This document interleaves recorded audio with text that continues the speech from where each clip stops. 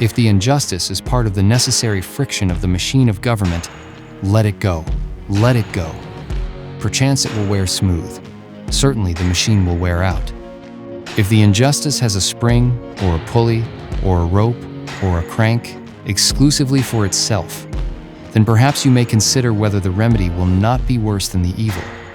But if it is of such a nature that it requires you to be the agent of injustice to another, then, I say, break the law. Let your life be a counter-friction to stop the machine.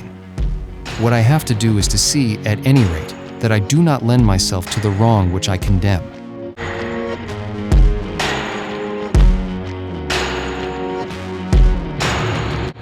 When I went to Morehouse as a freshman in 1944, my concern for racial and economic justice was already substantial. During my student days, I read Henry David Thoreau's essay on civil disobedience for the first time. Here, in this courageous New Englander's refusal to pay his taxes and his choice of jail rather than support a war that would spread slavery's territory into Mexico, I made my first contact with the theory of nonviolent resistance.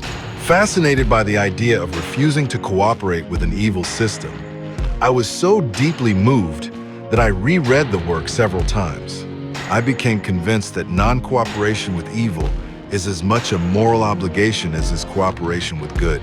No other person has been more eloquent and passionate in getting this idea across than Henry David Thoreau. As a result of his writings and personal witness, we are the heirs of a legacy of creative protest.